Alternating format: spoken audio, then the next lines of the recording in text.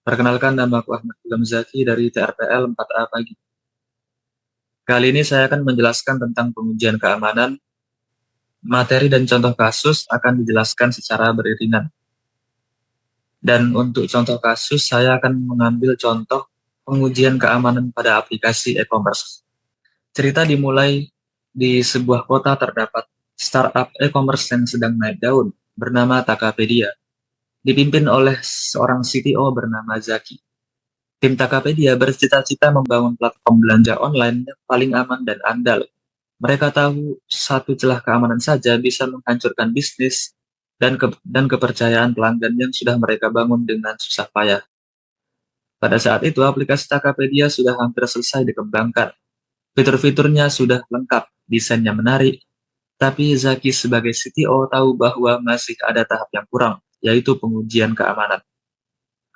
Bagi Zaki dan timnya, pengujian keamanan bukan sekedar hal yang biasa, bukan sekedar formalitas, namun merupakan suatu tahap yang penting dalam pengembangan aplikasi, karena memiliki dua tujuan utama.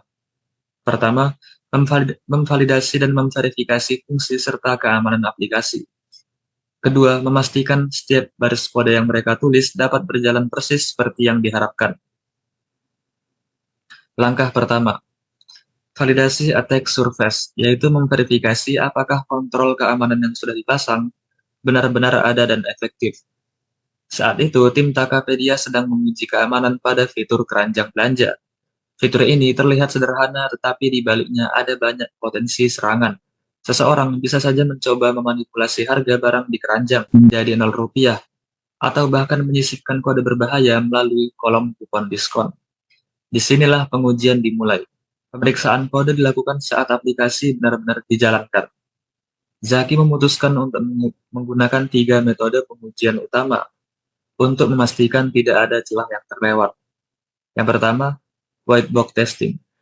Pengujian ini dilakukan oleh tim Tokopedia yang memiliki pengetahuan lengkap tentang desain dan kode aplikasi. Mereka tahu persis dengan proses dan alur program berjalan pada fitur keranjang belanja. Dengan pengetahuan penuh ini, mereka dapat menguji menggunakan skenario yang mereka inginkan. Kedua, black box testing. Pengujian ini dilakukan oleh tim dari luar yang bertindak sebagai peretas. Tim ini tidak diberikan informasi apapun tentang arsitektur, kode, atau desain dari aplikasi Tokopedia. Namun dengan tools otomatis yang mereka miliki, mereka dapat melakukan fuzzing dan penetration testing untuk mencoba meretas fitur keranjang belanja. Ketiga, pengujian validasi kriptografi. Pengujian khusus untuk memastikan bahwa mekanisme kriptografi yang mereka gunakan sudah memakai algoritma yang tepat dan praktik terbaik dalam manajemen kunci enkripsi, seperti detail pembayaran yang harus dienkripsi dengan baik. Kemudian, simulasi ancaman nyata. Zaki tahu bahwa pengujian harus sistematis. Mereka menggunakan daftar ancaman yang telah mereka identifikasi pada fase desain sebagai panduan. Dengan begini, pengujian keamanan sekaligus menjadi cara untuk memvalidasi keakuratan threat modeling yang telah mereka lakukan. Data uji coba yang aman. Kemudian, pengujian harus dilakukan dengan data yang realistis tanpa membahayakan data pengguna asli. Maka tim Tokopedia membuat data dari awal, yaitu mereka menciptakan ribuan pengguna, produk, dan transaksi palsu yang tidak ada hubungannya dengan bisnis nyata.